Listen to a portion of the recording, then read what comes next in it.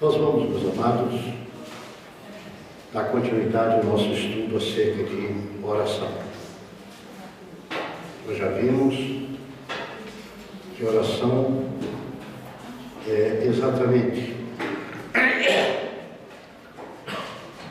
a oportunidade que temos de falar com Deus através de Jesus Cristo ou de falar com Jesus Cristo.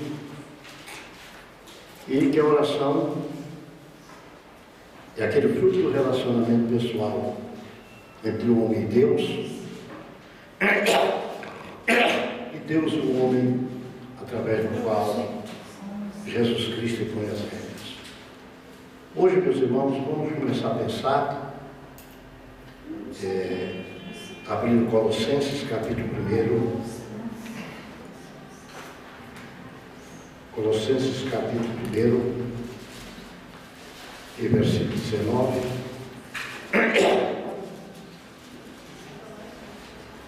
E vamos, quando a palavra de Deus diz: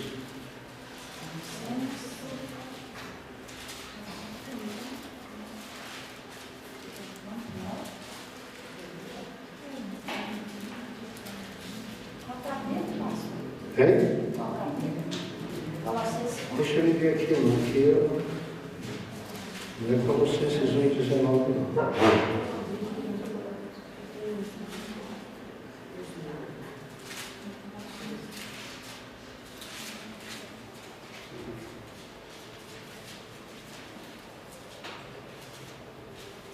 Colossenses 1, 9.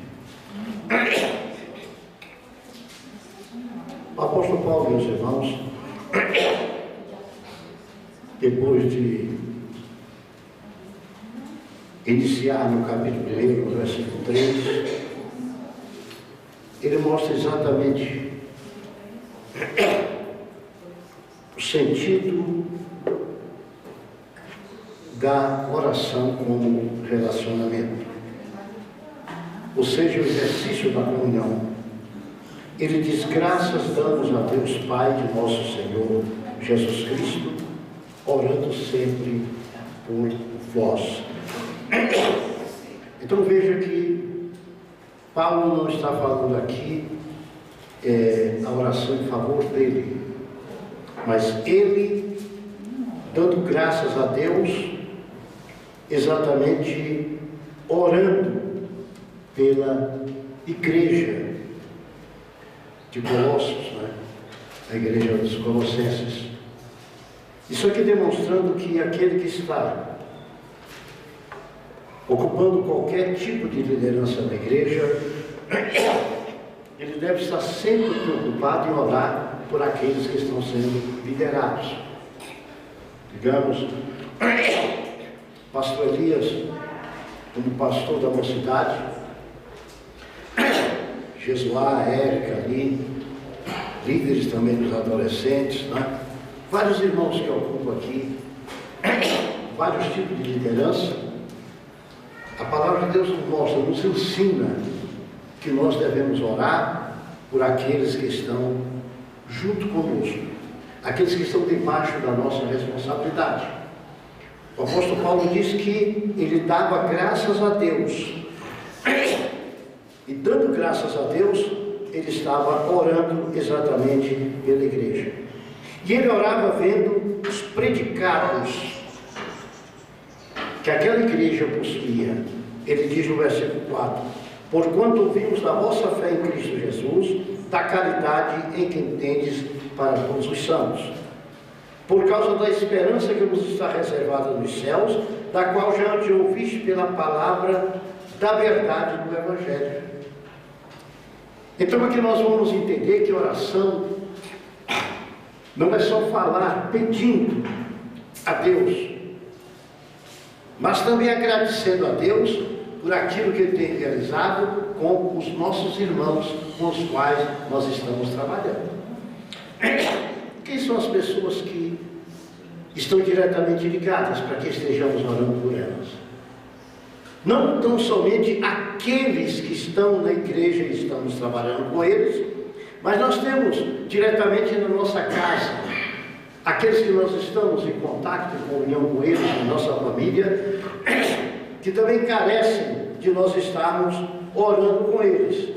E o apóstolo chega no versículo 9 e diz: por esta razão também, desde o dia que ouvimos, não cessamos de orar por vós e de pedir que sejais cheios do conhecimento da sua vontade e toda a sabedoria e inteligência espiritual, para que possas andar dignamente diante do Senhor, aguardando em tudo, frutificando em toda boa obra e crescendo no conhecimento de Deus.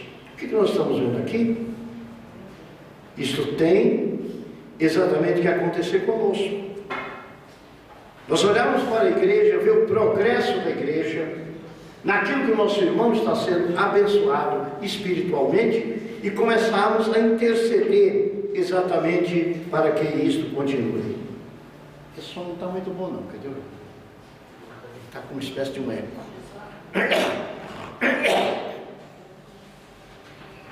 E isso nos faz pensar exatamente o quê?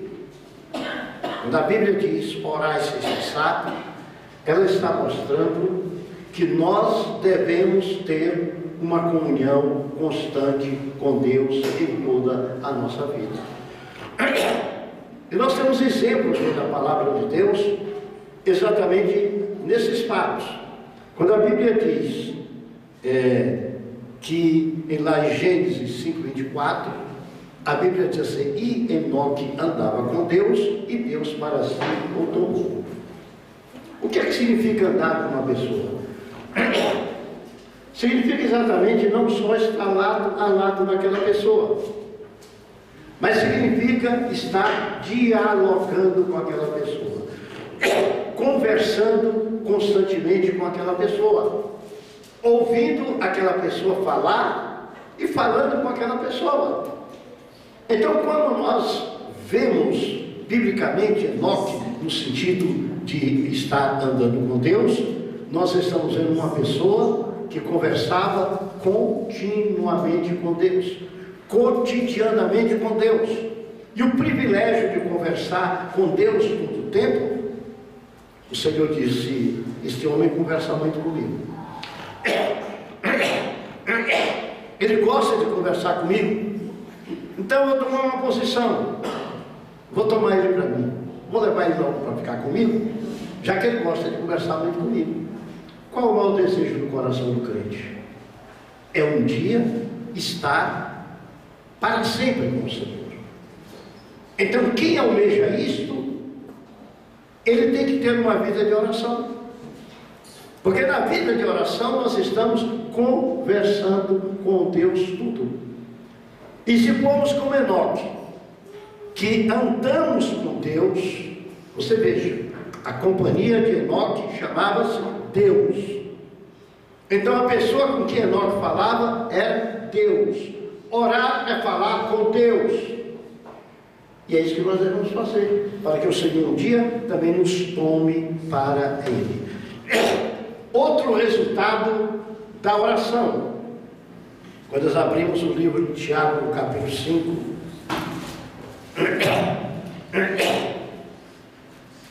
capítulo 5, versículo 17, é um texto que os irmãos conhecem muito bem. A Bíblia conta a história de um homem que a Bíblia diz que ele era um homem fraco. Interessante. Pastor, aqui se está tratando do profeta Elias. E muitos têm em mente, Elias era um homem diferente. Elias era um homem diferente na presença de Deus. Mas como ser humano, era como eu e como você. A Bíblia diz que Elias era um homem sujeito às mesmas paixões que nós. Sujeito às, isto é, ele estava diante das mesmas vicissitudes que nós vivemos. Ele vivia os mesmos problemas que nós vivemos. Ele tinha as mesmas tentações que nós temos. Mas ele tinha algo importante na sua vida. A Bíblia diz: e orando. O que é que nos encoraja aqui? Talvez você pense, eu sou uma pessoa fraca, eu sou uma pessoa muito tentada, eu sou uma pessoa que vivo circulada de problemas, eu vivo sempre com uma série de coisas perturbando a minha vida. Então Elias era um homem como nós, sujeito às mesmas paixões, possuía os mesmos problemas, mas a Bíblia diz assim: e orando, pediu que não chovesse, e por 3 anos e 6 meses não choveu sobre a terra. Tem pessoas que dizem o seguinte: olha, eu não vou pedir isto a Deus porque eu não mereço.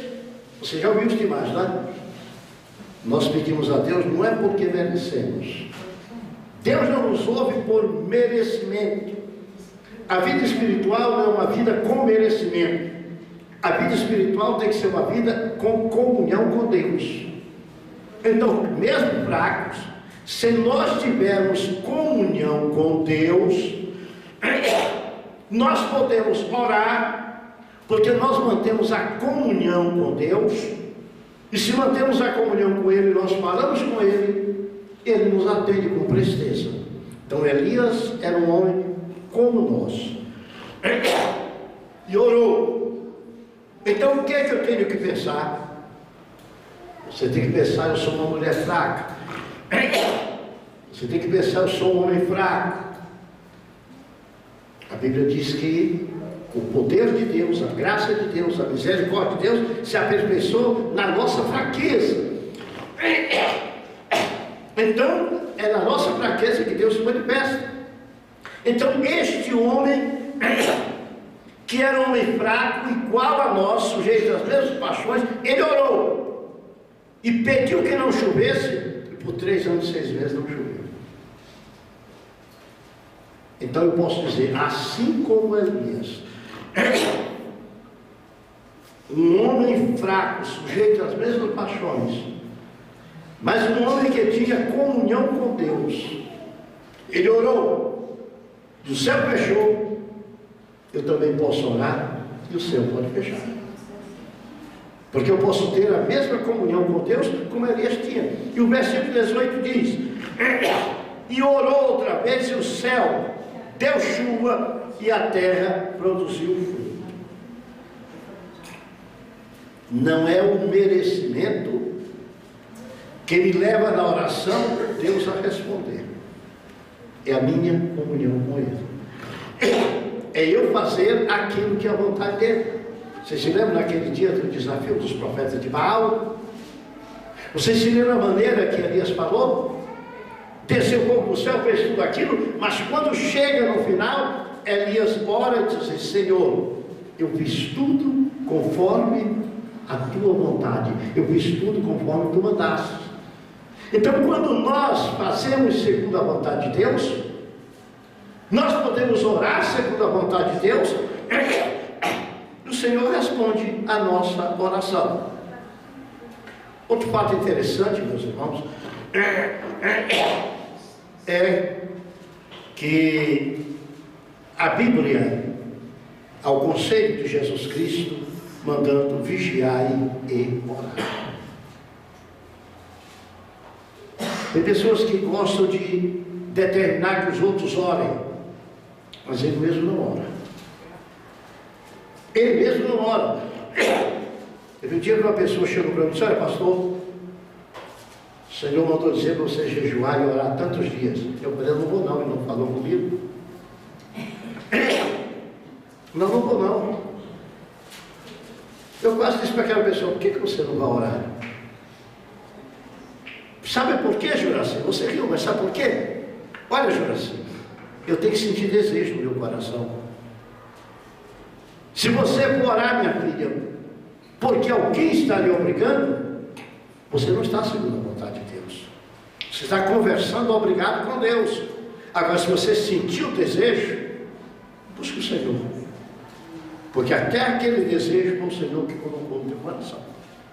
Está certo? E tem gente que quer que os outros façam, mas ele não faz. Gosta muito de ver os outros orando. Tem gente aqui na igreja que cobra oração, mas ele mesmo não vem orar. Reclama de vigília. A gente podia ter pelo menos uma vigília por mês. A gente tem, só que a pessoa que reclama não vem. As pessoas que reclamam alguma coisa, normalmente não fazem aquilo. Isto é normal na vida. Mas o maior exemplo de oração chama-se Jesus Cristo. Vamos abrir o capítulo 26 de Mateus.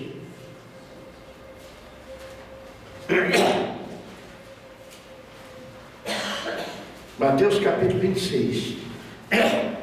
Acharam? Versículo 36 em diante. Olha.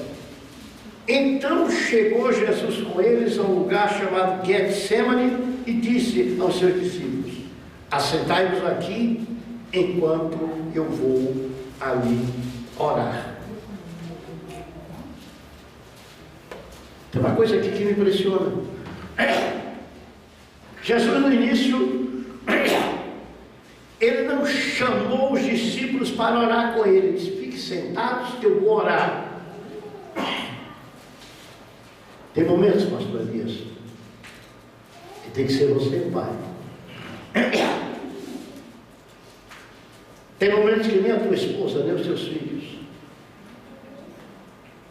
Mas tem momentos que você tem necessidade de só você o pai. Esta oração era uma oração aflitiva de Jesus.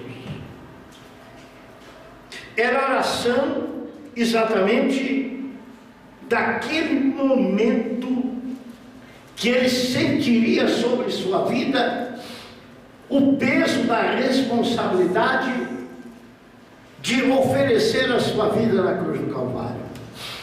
Não adiantava ninguém interceder por ele. Não adiantava ninguém orar por ele. Era ele e o Pai.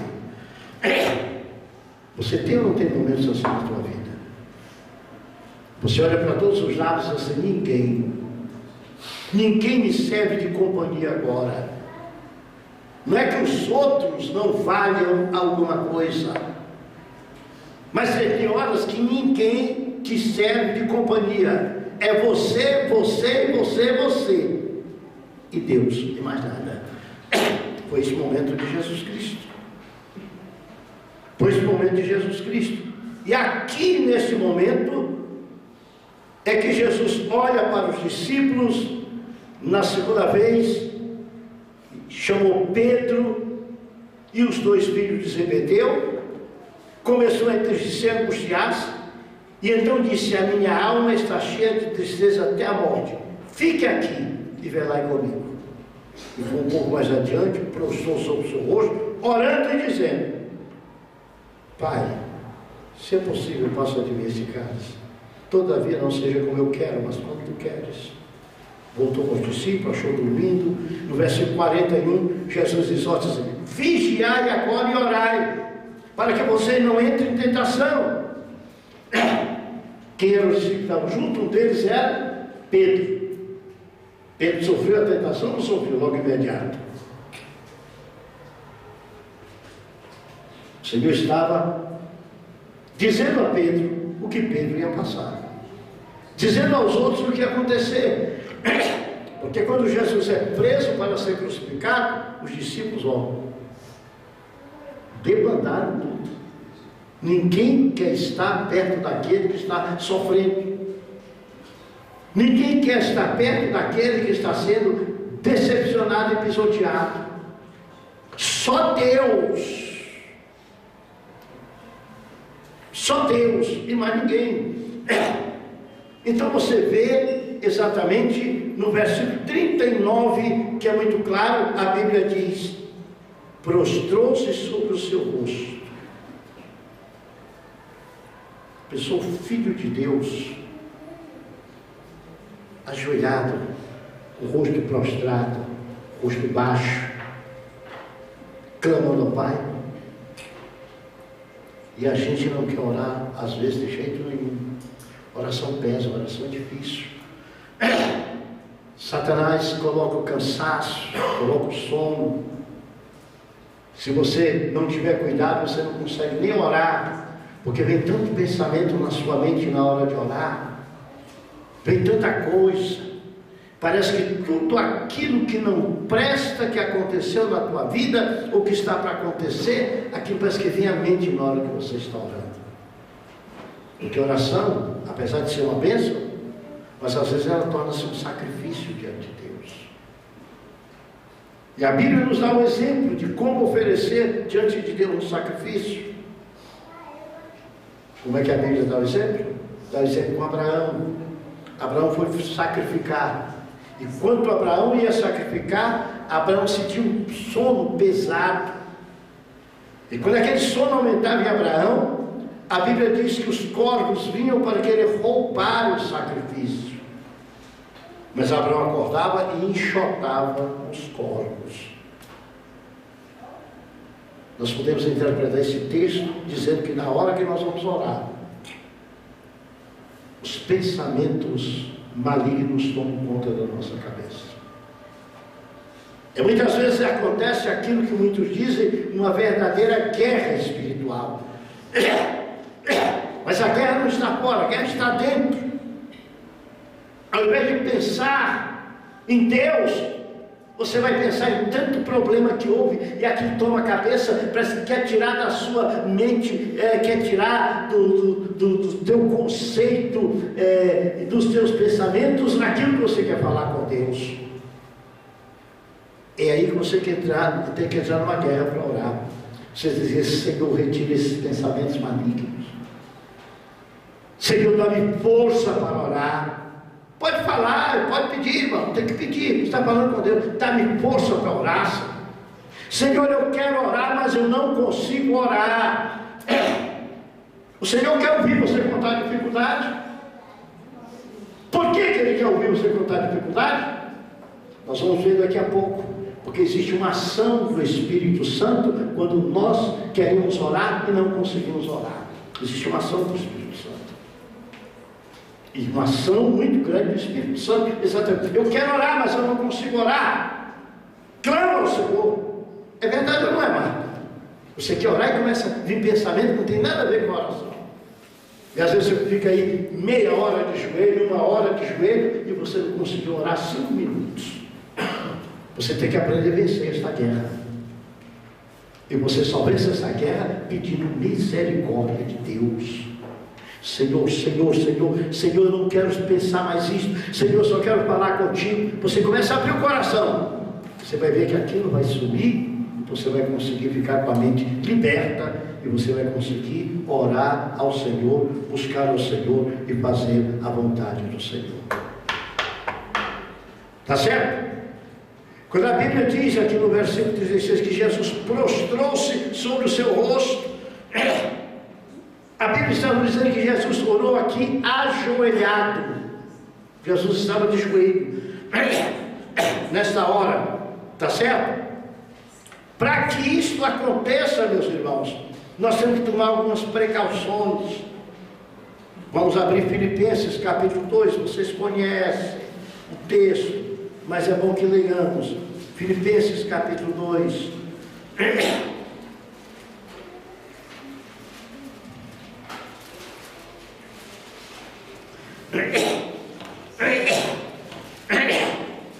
Versículo 5 a 8, que a gente prega tanto nesse texto, mas eu quero entender esse texto também no campo da oração. Versículo 5 diz: de sorte que haja em vós o mesmo sentimento que houve em Cristo, que sendo em forma de homem de Deus, e sendo em forma de Deus, não teve usurpação para ser igual a Deus. Aniquilou-se a si mesmo, tomando a forma de servo, fazendo-se semelhante a homens.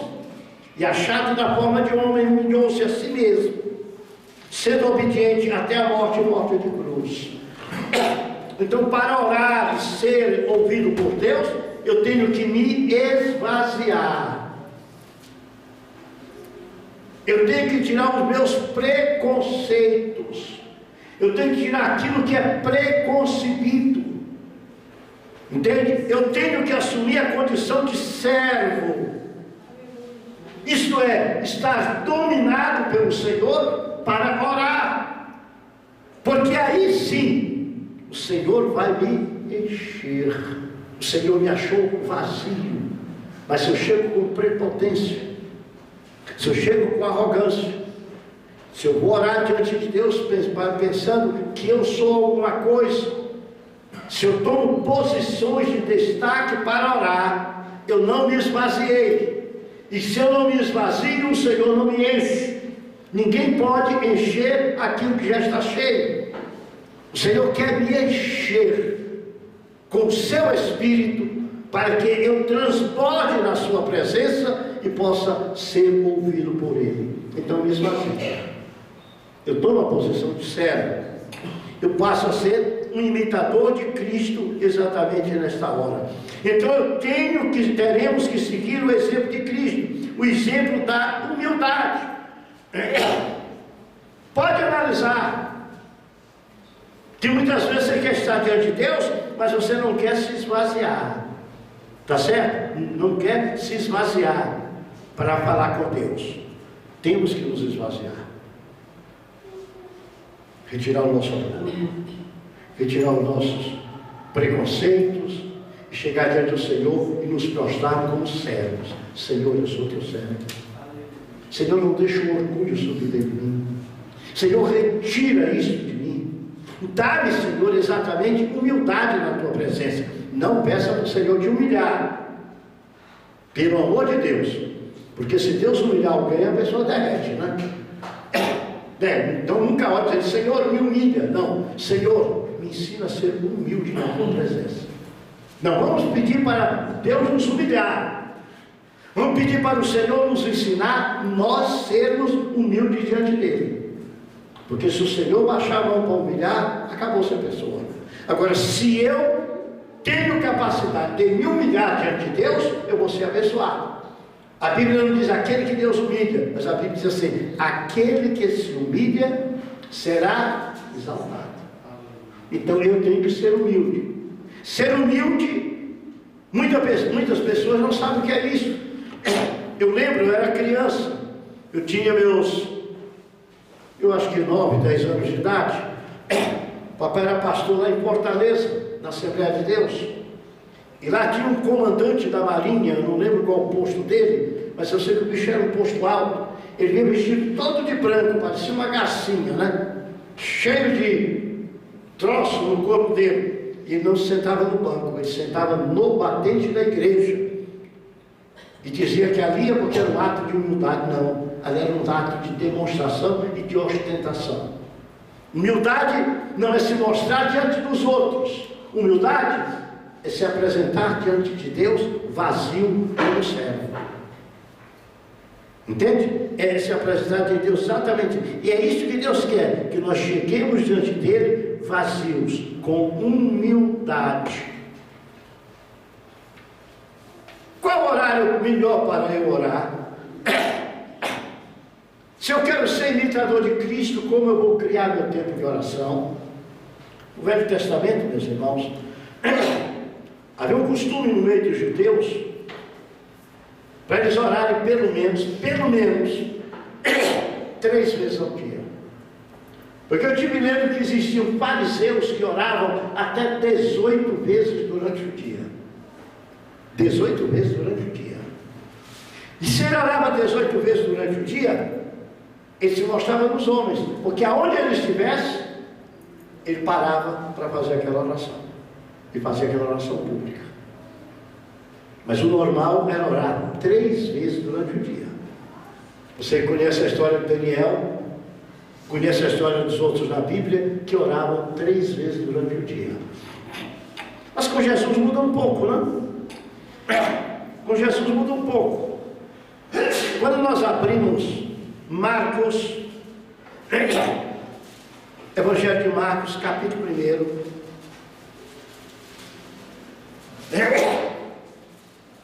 versículo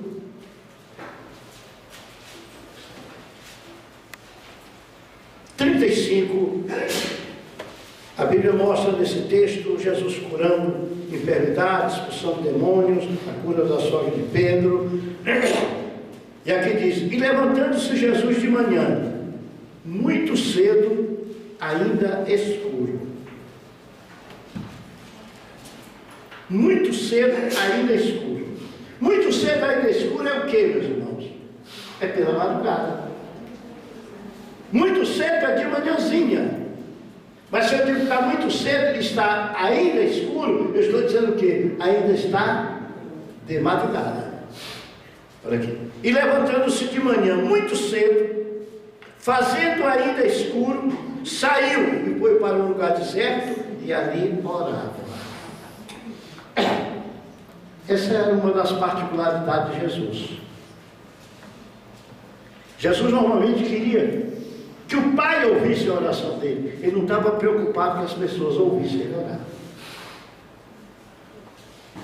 Ele não estava preocupado que as pessoas vissem ele orando. Mas ele estava preocupado em orar.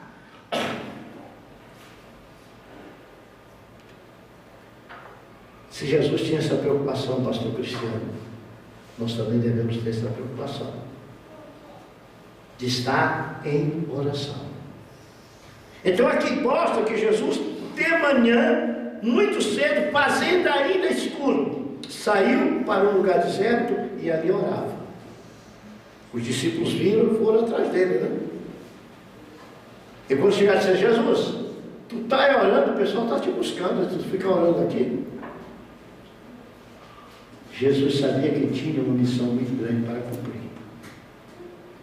Apesar de ser Deus, estava em forma humana, vivia na dependência do Pai. E vivendo na dependência do Pai, ele tinha que estar em comunhão com o Pai pela oração. Porque o que é oração? É falar com Deus. Jesus, quando estava orando, ele estava falando com o Pai. Não sei o que Jesus estava orando. Mas ele devia estar dizendo: Pai, tem muito doente ali fora. Pai, eu vou fazer a tua obra ali, Pai. Eu estou aqui para fazer a tua vontade. O que é que você diz ao Senhor quando está orando?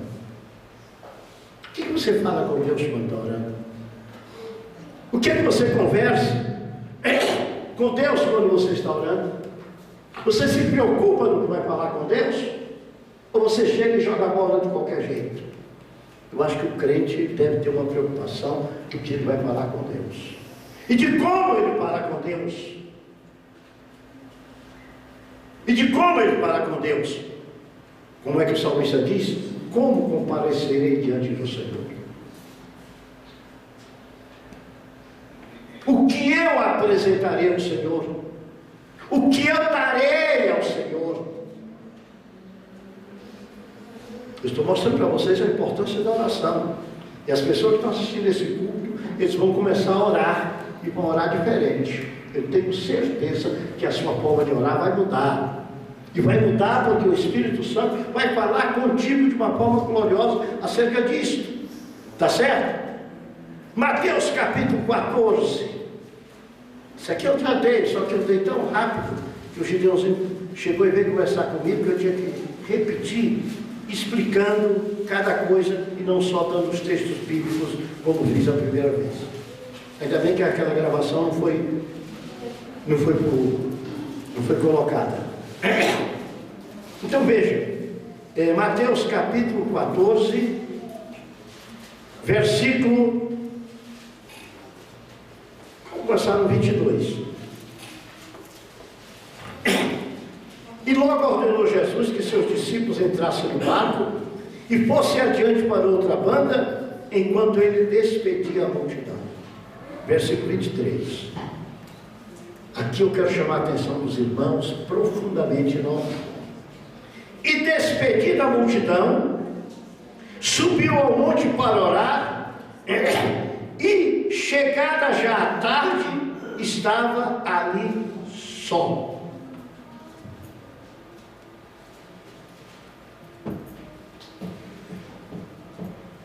Jesus tinha acabado de curar enfermo, Jesus tinha acabado de multiplicar pão, Jesus tinha feito muita coisa, ele estava com a multidão.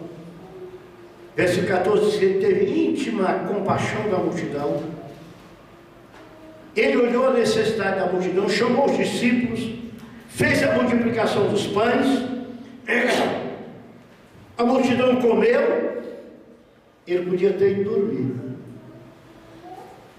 a responsabilidade do líder na oração. A responsabilidade de quem tem alguma coisa a fazer para Deus e quem faz alguma coisa para Deus.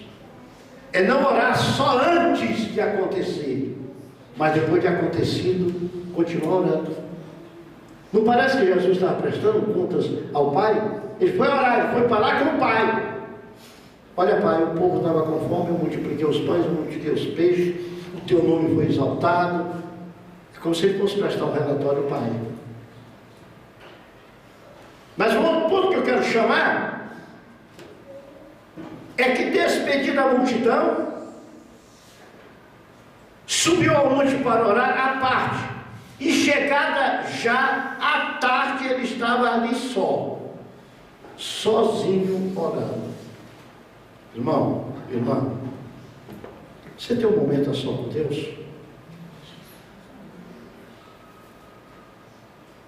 Você gosta de estar sozinho com Deus? Gosta de conversar com Deus sozinho? É importante para a tua vida espiritual. Criemos esse costume de conversar sozinho com Deus também. Não estou dizendo que você não ora com a família.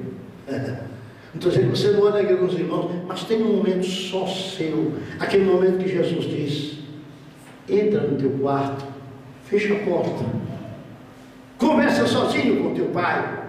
Há um mistério muito grande quando você fala sozinho com Deus. Há algo especial na tua vida quando você fala realmente sozinho com Deus. Tá certo? Vamos para Lucas capítulo 6.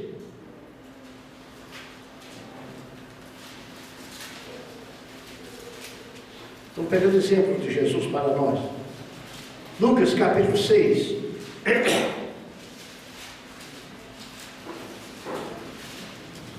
Jesus tem um problema diante dele agora. Um problema é uma bênção. O problema era escolher as pessoas certas. A bênção era escolher as pessoas que realmente continuariam o seu ministério. Engraçado, ele não foi bater papo com as pessoas, ele não foi brincar, não foi isso, aquilo, outro. A Bíblia diz que, versículo 12, aconteceu que naqueles dias ele subiu o monte para orar e passou a noite em oração a Deus. Jesus fazia vigília, né? Jesus fazia vigília. Jesus gostava de vigília, né? Passou a noite em oração a Deus. O que será que Jesus falou a noite ali com Deus? Eu imagino: Senhor, eu vou escolher aqueles primeiros homens a quem eu vou entregar a missão de anunciar o teu nome, de pregar a palavra. É verdade ou não é? Quando foi de manhã, já era dia, ele chamou os seus discípulos. Ele chamou os seus discípulos. Quantos eram os que ele chamou? Eu não sei. Eu não sei quantos ele chamou. Havia uma multidão de discípulos. Ele chamou os discípulos. Hoje não é discipulado, vem de discípulos mesmo cá. Os discípulos vieram. E aqui diz que ele escolheu 12 deles. Ele não chamou os 12 já tendo escolhido. Ele chamou os discípulos. É como nós fôssemos aqui a igreja agora. Não sei quantos tinham lá. E de repente Jesus disse assim: eu tenho um papo com vocês, venham todos aqui comigo, venham conversar comigo. Você já tinha visto esse ministério na palavra? É o que a palavra está dizendo. Não sei se eram 20, se eram 30, se eram 50, se eram 100, se eram 200, não sei quantos eram, pastor Elias. Mas Jesus chamou os seus discípulos, e do meio dos discípulos ele escolheu 12. Qual a ideia que dá aí, pastor Cristiano? Sabe qual a ideia que dá? Ele discutiu com o pai, cada um deles: pai, o que tu acha de Pedro? Pai, o que tu acha de Tiago? O que tu acha de fulano? Ele foi conversando com o pai. Então aqueles 12, pastor Leite, que ele escolheu, daquele no meio dos discípulos, porque ele não chamou os 12 escolhidos assim. A Bíblia diz que ele chamou os seus discípulos, e do meio deles Jesus escolheu 12. E Jesus tinha passado a noite o quê? Em oração. A igreja só faz a escolha certa quando ela tem momentos ou noites de oração. Jesus é um exemplo de tudo. Aqui ele passou uma vigília, mas ele passou a noite em vigília para escolher 12 homens para chamar os seus discípulos. Do meio dos discípulos, ele escolheu 12.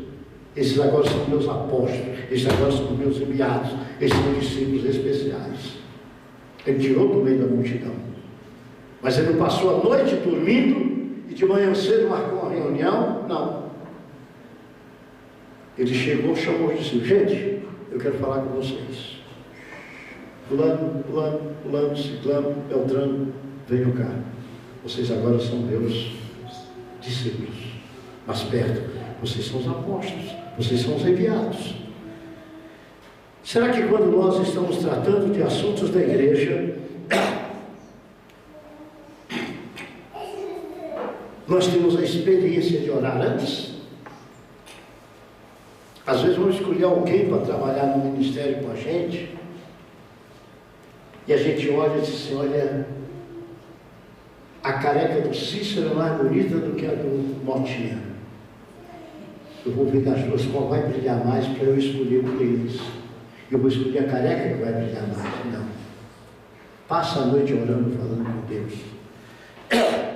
Aqui na hora de consagrar pessoas, vocês não sabem o tanto de gente que chega perto de mim para dizer: fulano deve ser, ciclano deve ser, beltrano deve ser. Eu ouço e saio de perto, eu não digo nem sim nem não. Eu vou orar. Se eu colocar no meu coração, eu vou chamar aquela pessoa. Mas se não colocar, não vou chamar não. Vou esquecer mesmo.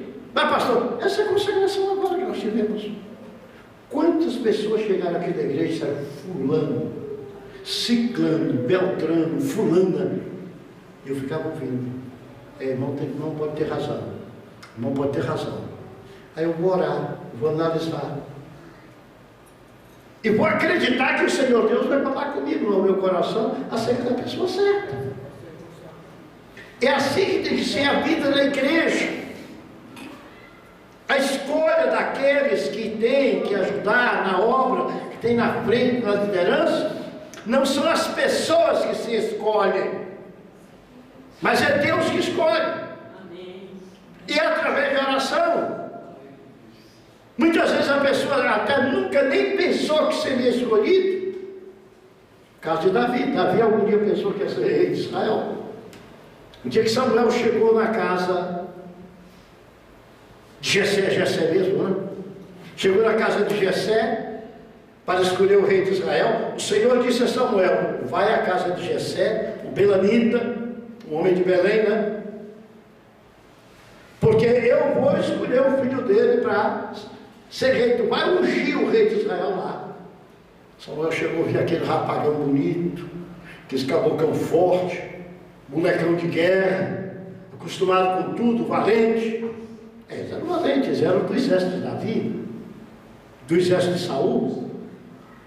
Quando aparecia um, Samuel dizia: Deus falava: nada, meu filho, esse aí não. Passou todos. O único que Jessé não tinha trazido era Davi. E agora Samuel olha para Jessé e diz assim: não tem mais ninguém? Tem um garoto lá no campo cuidando de ovelha, vai buscar ele. Porque nós não comeremos pão e não oferecemos sacrifício enquanto ele não chegar.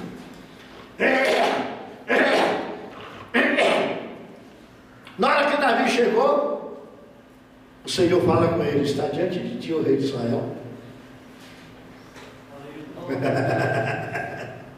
A escolha não pode ser do homem, a escolha tem que ser de Deus. A escolha não pode ser como eu quero. Eu não tenho que olhar para o mais bonito, para o mais rico, para o mais poderoso, que fala mais bonito. Eu não posso olhar para isso. Eu tenho que sentir, como pastor da igreja, o toque de Deus no meu coração e chegar para a pessoa. É interessante, né, irmãos? É interessante. Foi o que Deus fez aqui, foi o que Jesus fez aqui no capítulo 6, versículo 12. Aconteceu que naqueles dias subiu ao monte orar, passou a noite em oração a Deus.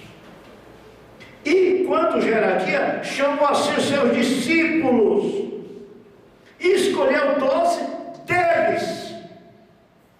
Então não chamou os 12, ele chamou os discípulos. E no meio dos discípulos, Deus tinha falado, o Pai tinha falado com ele, ele foi chamando, você.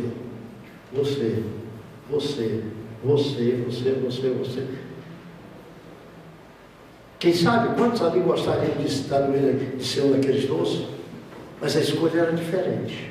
Por quê? Porque a escolha veio exatamente através da oração. Então nós temos que seguir o exemplo de Cristo em oração. Uma experiência de uma comunhão de 24 horas com o Pai é o que Jesus tinha. Quando eu digo uma experiência de 24 horas, quando ele não estava orando, ele estava ministrando, estava realizando a obra de Deus. Mas dava uma folga, ele já estava orando. É a nossa experiência com Deus. Como é que ela está sendo? Como é que ela está sendo? Você se encontra de madrugada com Deus? Eu não vou te dizer que eu oro toda madrugada, não. Eu oro quase toda, mas não toda. Tem noite que eu deito e só vou levantar de manhã. Mas tem noite que quando dá certa hora da madrugada, eu acordo e o sono vai embora. E quando eu acordo pela madrugada, seja por motivo que for, o que vem na minha mente é o seguinte: é hora de orar. Entendeu? Entendeu, Cristiano? É hora de orar. Glória a Deus. E aquela hora tão gostosa. Você está ouvindo o pessoal roncar em casa. A noite está tranquila. Parece que não existe barulho, não existe nada. Está todo mundo dormindo. E você começa a falar com Deus. Você vai orar. Você sente comunhão com Deus. Você sente mais a presença de Deus. A palavra de Deus diz: eu amo os que me amam. Os que de madrugada me buscam me acharão. Então o Senhor nos dá a oportunidade para buscar a face dele. Então eu não tenho uma hora certa, vou orar às 6, vou orar às 4, vou orar às 5, vou orar às 2, não. Eu faço assim, tá certo? Às vezes eu vou começar a orar e já durmo ali de joelho. Às vezes oro algum tempo de joelho, entende? E canso, e deito, e continuo orando, pego no sono e vou embora. Nós temos que estar orando e buscando o nosso Senhor. Nós já estamos com cerca de 45 minutos. Eu vou parar e nós vamos continuar permitindo Deus na próxima quarta-feira. Amém? Deus abençoe a todos em nome de Jesus.